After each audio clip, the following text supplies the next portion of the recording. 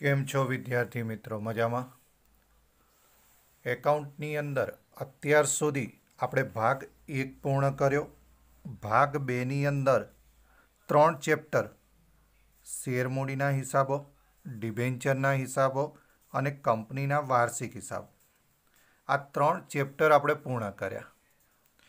એટલે કે જોવા જઈએ તો 100 માર્ક્સના પેપરમાંથી કુલ આપણે 81 માર્ક્સનું કમ્પ્લીટ કરી ચૂક્યા છીએ.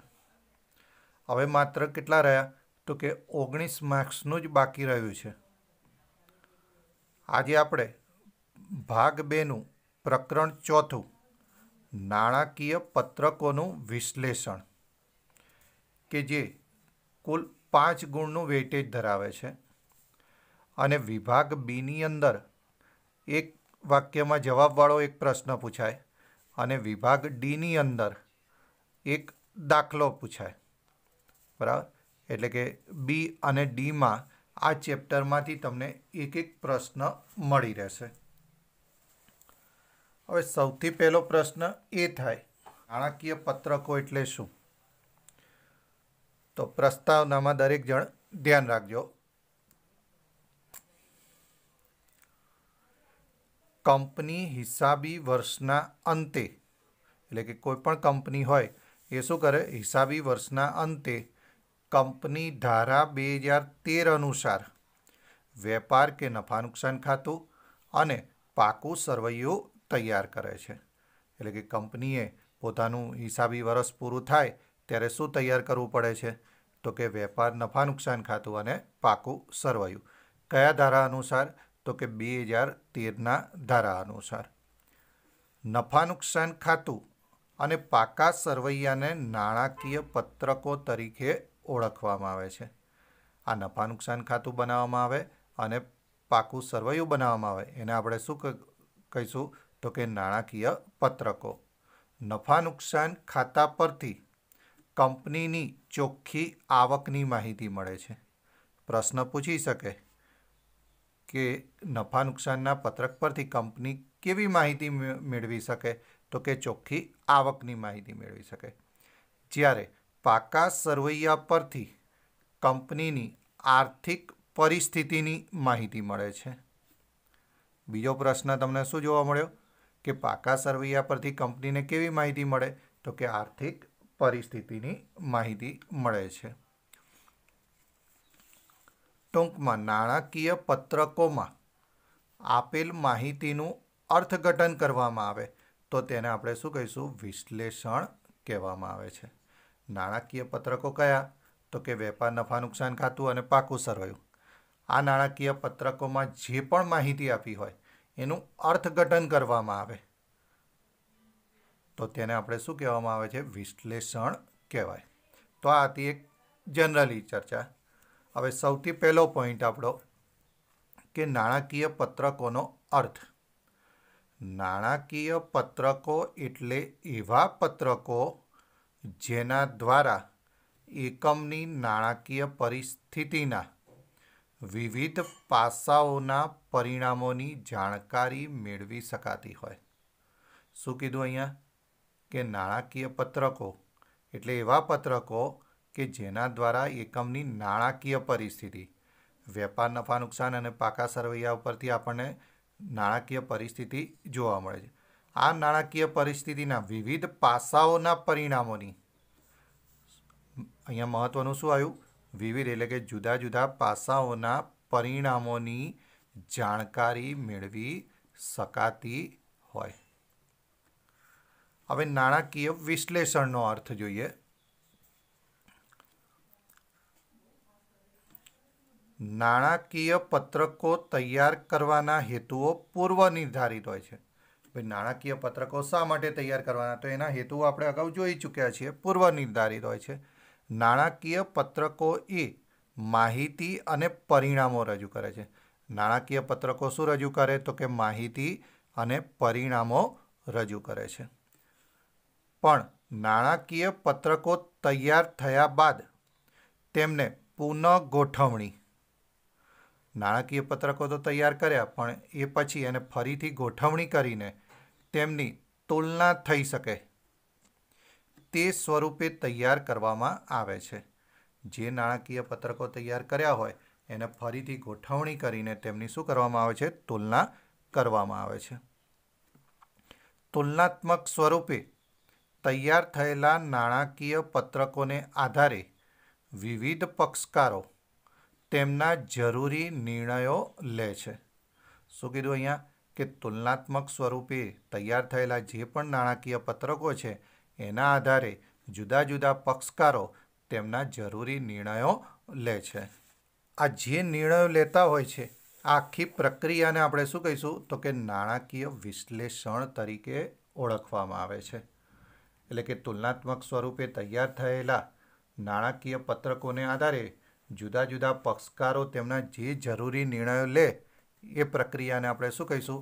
તો કે નાણાકીય વિશ્લેષણ. જો આને ટૂંકમાં આપણે કહેવું હોય એક જ વાક્યમાં તો નાણાકીય પત્રકોમાં આપેલ માહિતીનું કે પરિણામનું અર્થઘટન કરવામાં આવે તો તેને નાણાકીય વિશ્લેષણ કહેવાય. તમને પ્રશ્ન પૂછ્યો હોય કે નાણાકીય વિશ્લેષણ એટલે શું? તો 1 માર્ક્સમાં હોય ત્યારે આપણે માત્ર એક વાક્યમાં જવાબ જ આપવાનો હોય છે. તો શું લખી દેવાનું?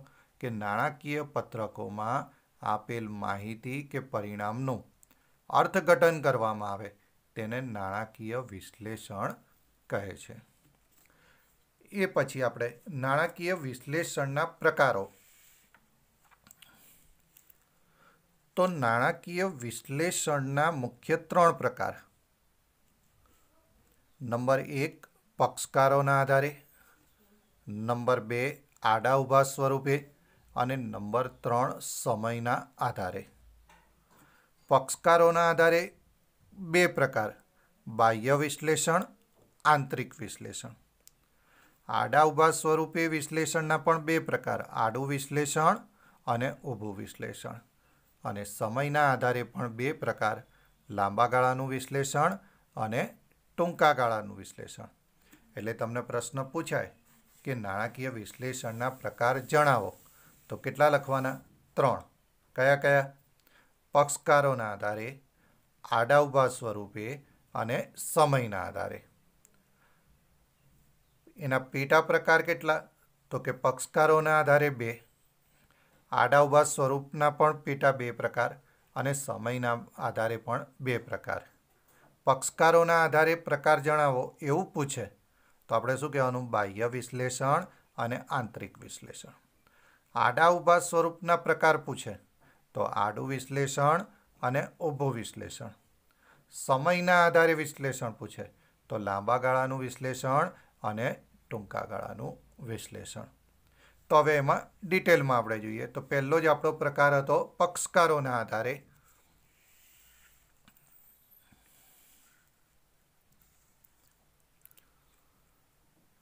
ધંધાકીય એકમના નાણાકીય પત્રકોના ઉપયોગકર્તાઓની દ્રષ્ટિએ 2 પ્રકાર છે. પક્ષકારોના આધારે જે વિશ્લેષણ કરવામાં આવે તો ઉપયોગકર્તા જે છે એની દ્રષ્ટિએ કેટલા પ્રકાર પડે? 2 પ્રકાર. આ ઉપયોગકર્તા કેવા હોય? તો કે બાહ્ય પક્ષકાર પણ હોય અને આંતરિક પક્ષકાર પણ હોય. એટલે કે કંપની જે માહિતી હોય એ પોતે પણ ઉપયોગ કરતી હોય અને કંપની સાથે બાહ્ય પક્ષકાર જે જોડાયેલા છે એ પણ એનો ઉપયોગ કરતા હોય. આથી પક્ષકારોના આધારે 2 પ્રકાર: બાહ્ય પક્ષકાર, આંતરિક પક્ષકાર એમ 2 રીતે વિશ્લેષણ કરી શકાય છે. આ બાહ્ય વિશ્લેષણ એટલે શું?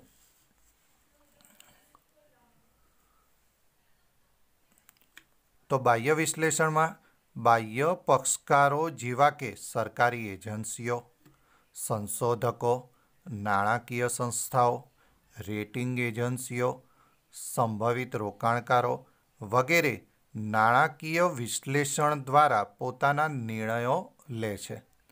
તેને બાહ્ય વિશ્લેષણ કહેવાય.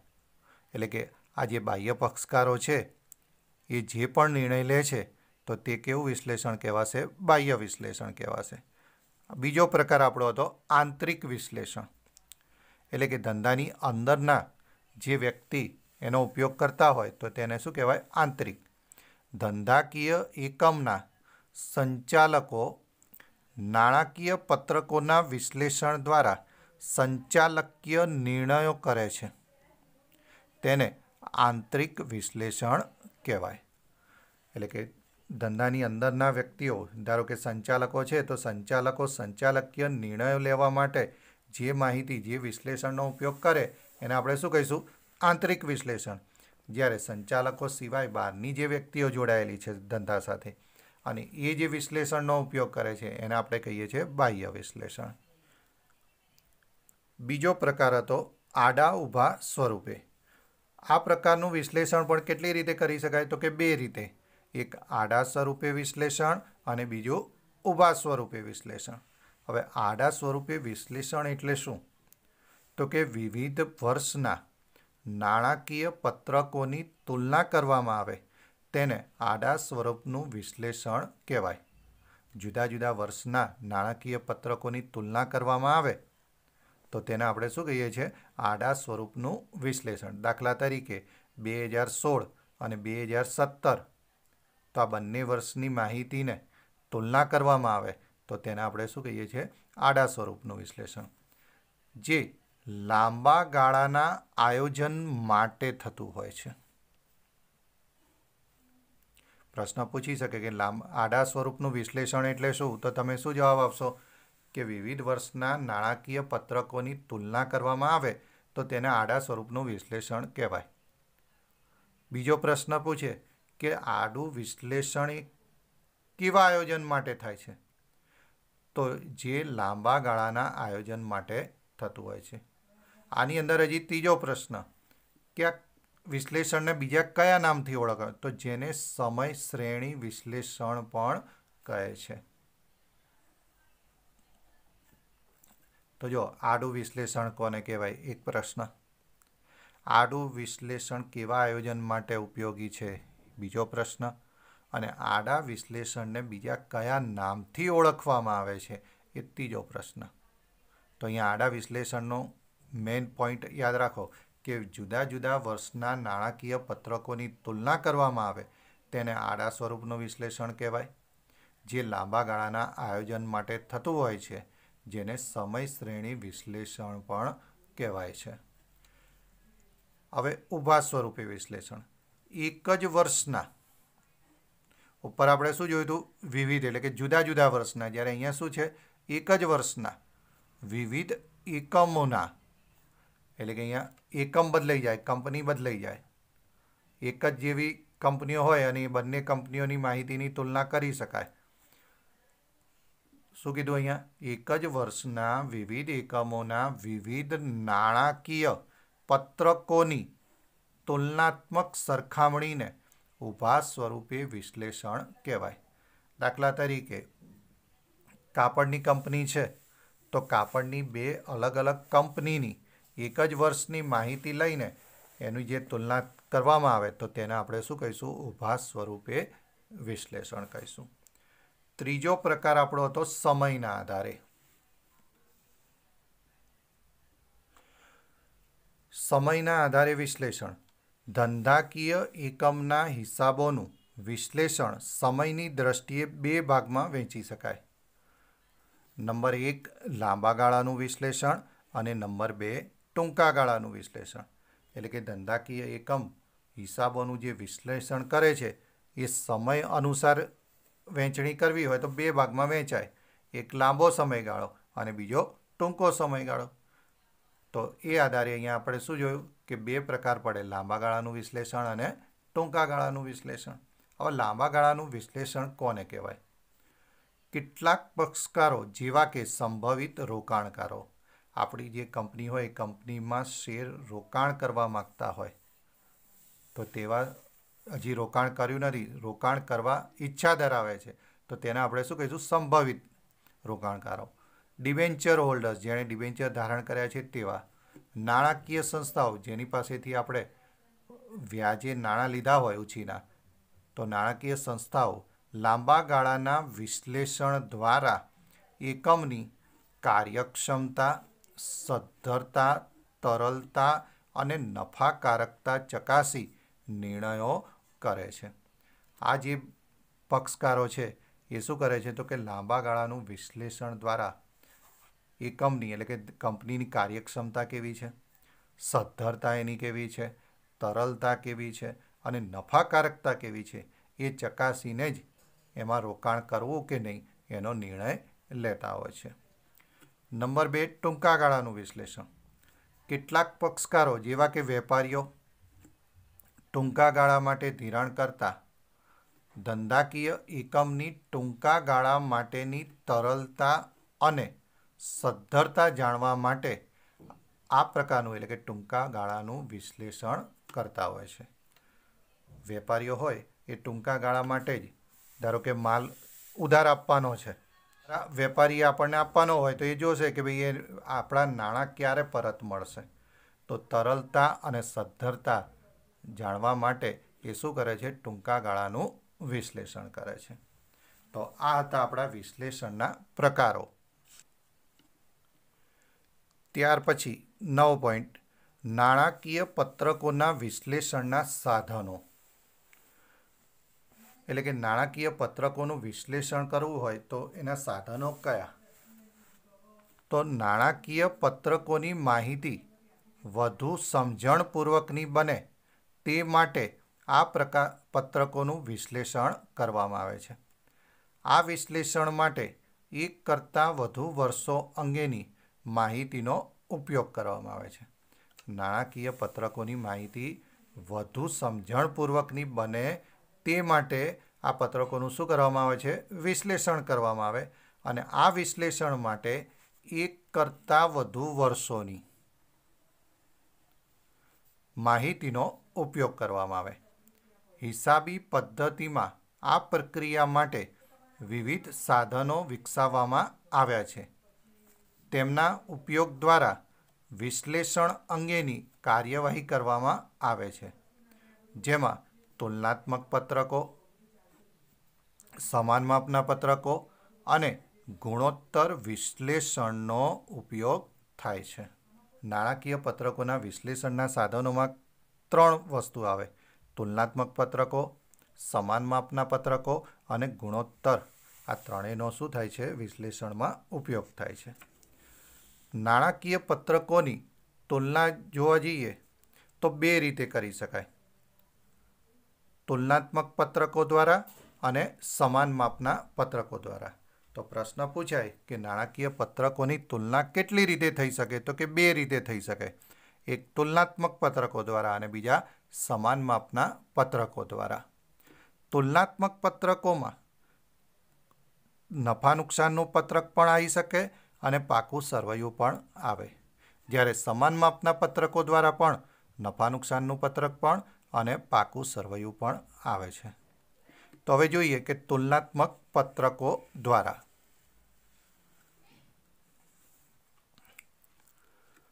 તુલનાત્મક પત્રકો દ્વારામાં આ પ્રકારના તુલનાત્મક પત્રકમાં તુલનાત્મક નફા નુકસાનનું પત્રક અને તુલનાત્મક પાકું સરવૈયું તૈયાર કરવામાં આવે છે।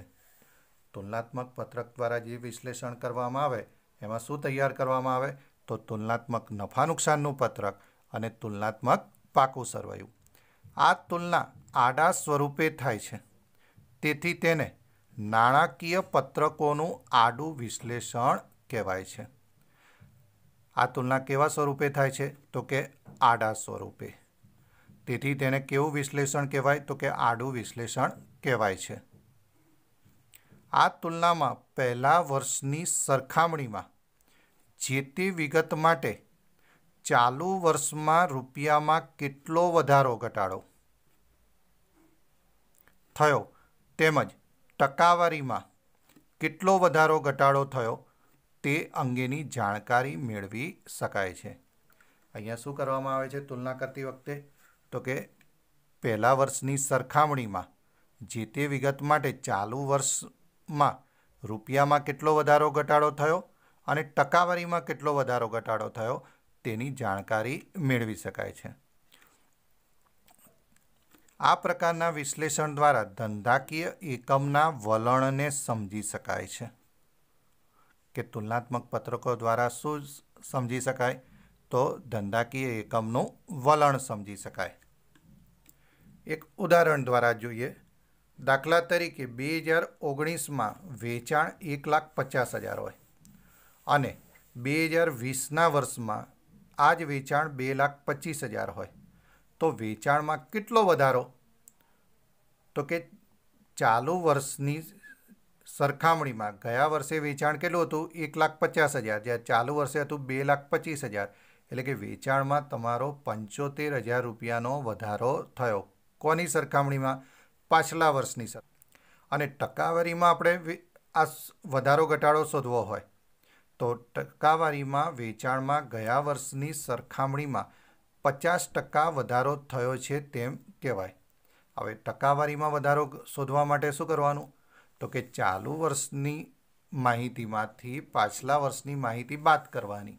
તો 2,25,000 ચાલુ વર્ષનું વેચાણ, પાછલા વર્ષનું વેચાણ 1,50,000 ભાગ્યા પાછલા વર્ષનું વેચાણ ગુણ્યા 100, એટલે કે 2,25,000 માઇનસ 1,50,000 તો 75,000. 75,000 ભાગ્યા 1,50,000 ગુણ્યા 100 કરીએ તો આપણને જવાબ કેટલો મળશે? તો કે 50% વધારો કહેવાય. આ રીતે તૈયાર કરવામાં આવેલ પત્રકોને તુલનાત્મક પત્રકો કહેવાય. આ રીતે જે પણ પત્રક તૈયાર કર્યું હોય તો તેને આપણે શું કહીએ છીએ? તુલનાત્મક પત્રકો. નંબર 2, સમાન માપના પત્રકો. આ પ્રકારના તુલનાત્મક પત્રકોમાં પણ નફા નુકસાનનું પત્રક અને પાકા સરવૈયાના પત્રકનો સમાવેશ થાય છે. તુલનાત્મક પત્રકોમાં કયા બે પત્રકો આવતા હતા? તો કે નફા નુકસાનનું અને પાકા સરવૈયાનું. એવી રીતે અહીંયા પણ સમાન માપમાં પણ કયા બે પત્રકો આવશે? તો કે નફા નુકસાનનું પત્રક પણ આવશે અને પાકા સરવૈયાનું પત્રક પણ આવશે. આ તુલના ઊભા સ્વરૂપે થાય છે. તુલનાત્મકમાં આડા સ્વરૂપે થાય, જ્યારે સમાન માપના પત્રકમાં ઊભા સ્વરૂપે થાય. તેથી તેને નાણાકીય પત્રકોનું ઊભું વિશ્લેષણ પણ કહેવાય છે. આ પ્રકારની તુલનામાં એક આધાર લેવામાં આવે છે. અહીંયા મહત્વનું શું છે? તો એક આધાર તમારે નક્કી કરવો પડશે. નફા નુકસાનના પત્રકમાં વેચાણને આધાર તરીકે, જ્યારે પાકા સરવૈયામાં પાકા સરવૈયાના સરવાળાને આધાર તરીકે લેવામાં આવે છે. અહીંયા જે આધાર નક્કી કરવાનો હોય છે એમાં તમે જે નફા નુકસાનનું પત્રક બનાવો ત્યારે કોને આધાર લેવાનું? તો કે વેચાણને. જ્યારે પાકા સરવૈયાનું પત્રક બનાવતા હોય ત્યારે પાકા સરવૈયાના સરવાળાને તમારે શું કરવાનું? આધાર તરીકે લેવાનું છે. તો હવે તુલનાત્મક નફા નુકસાનના પત્રકનો નમૂનો જોઈ લઈએ કે તમારે આ ફોર્મેટમાં જ દાખલો ગણવાનો રહે. તો શીર્ષકમાં શું આવશે? તારીખ ખાલી જગ્યા અને તારીખ ખાલી જગ્યાના રોજ પૂરા થતા વર્ષના નફા નુકસાનના પત્રકો, એટલે કે પહેલાં પાછલું વર્ષ અને પછી ચાલુ વર્ષ. 31/3/2019 અને 31/3/2020ના રોજ પૂરા થતા વર્ષના નફા નુકસાનના પત્રકો અથવા તુલનાત્મક નફા નુકસાનનું પત્રક. પહેલું ખાનું વિગત, બીજું ખાનું નોંધ નંબર, ત્રીજું ખાનું પાછલું વર્ષ રૂપિયામાં, ચોથું ખાનું ચાલુ વર્ષ રૂપિયામાં, પાંચમું ખાનું વધારો અથવા ઘટાડો રૂપિયામાં અને છઠ્ઠું ખાનું વધારો ઘટાડો ટકાવારીમાં. એટલે કે કુલ તમારે 6 ખાના બનાવવા પડે. હવે પહેલું ખાનું તો તમને રકમમાં આપેલું હશે, મોટાભાગે તમારે કોપી જ મારવાની રહેશે. બીજું ખાનામાં કંઈ જ લખવાનું આવતું નથી. ત્રીજું ખાનું તમારે જે પાછલા વર્ષ, ધારો કે 2019 અને 2020ની માહિતી આપી હોય તો 2019 શું કહેવાય? પાછલું વર્ષ. તો અહીંયા પાછલું વર્ષ લખીશું. 2020 ચાલુ વર્ષ કહેવાય તો ચાલુ વર્ષની માહિતી અહીંયા લખીશું. હવે વધારો ઘટાડો રૂપિયામાં શોધવો હોય તો ચોથા ખાનામાંથી ત્રીજું ખાનું બાદ કરીએ, એટલે કે ચાલુ વર્ષમાંથી પાછલા વર્ષની માહિતી બાદ કરીએ તો તમને પાંચમું ખાનું વધારો ઘટાડો રૂપિયામાં મળે. જો વધારો મળે તો સીધું લખીશું. ઘટાડો એટલે કે માઇનસ જવાબ મળે તો માઇનસ લખવાને બદલે એને કૌંસમાં લખીશું. છઠ્ઠું ખાનું કઈ રીતે? તો કે વધારો ઘટાડો ટકાવારીમાં જ તમારે જે શોધવાનો છે એમાં જે રૂપિયામાં વધારો ઘટાડો આવ્યો એને પાછલા વર્ષની રકમ સાથે ભાગી દેવાનું અને ગુણ્યા 100 કરીએ તો તમને ટકાવારી વધારો ઘટાડો મળે. એટલે કે પાંચમું ખાનાને ત્રીજા ખાનાથી ભાગાકાર કરવાનો અને ગુણ્યા 100 કરવાના. હવે એનું પત્રક જે છે એ આપણે વાર્ષિક હિસાબમાં નફા નુકસાનનું પત્રક જે તૈયાર કરતા હતા સેમ એ જ વસ્તુ આવશે. નંબર 1 વેચાણની ઉપજ, નંબર 2 અન્ય આવકો. આ બંનેનો સરવાળો કરીએ તો કુલ ઉપજો મળે. ત્યાર પછી નંબર 4 ખર્ચાઓ, જેમાં ખરીદી આપી હોય, વપરાયેલ માલની પડતર આપી હોય અથવા વેચેલ માલની પડતર આપી હોય. બરાબર, કોઈ પણ આપ્યું હોય તો એ લખીશું. નંબર 2 સ્ટોકમાં ફેરફાર, નંબર 3 પ્રત્યક્ષ ખર્ચા, નંબર 4 કર્મચારી લાભના ખર્ચા, નંબર 5 નાણાકીય પડતર, નંબર 6 ઘસારો અને માંડી વાળેલ રકમો અને નંબર 7 અન્ય ખર્ચા. તો ખર્ચાની અંદર કુલ 7 વિગતો આવે. એ 7માંથી જે હોય એ લખવાની, ન હોય તો ડેશ કરી દઈશું, જેને કહીશું કુલ ખર્ચા. નંબર 5 શું શોધવાનું? તો કે આવકવેરા પહેલાંનો નફો. આવકવેરા પહેલાંનો નફો કહો, કરવેરા પહેલાંનો નફો કહો, બંને સેમ છે. તો આવકવેરા પહેલાંનો નફો આપણે કઈ રીતે શોધીશું? તો કુલ ઉપજો શીર્ષક નંબર 3 એમાંથી શીર્ષક 4 ખર્ચાઓ બાદ કરીએ તો તમને આવકવેરા પહેલાંનો નફો મળે. આ આવકવેરા પહેલાંના નફામાંથી આવકવેરો કરવેરા તમારે શું કરી દેવાના? બાદ કરી દેવાના. જે પણ ટકાવારી આપી હોય એ પ્રમાણે આપણે બાદ કરીશું તો આપણને આવકવેરા પછીનો નફો મળે. એટલે કે આવકવેરા પછીનો નફો કઈ રીતે શોધી શકાય? તો નંબર 5માંથી નંબર 6 બાદ કરીએ તો નંબર 7 આપણને શું મળશે? આવકવેરા અથવા કરવેરા પછીનો નફો.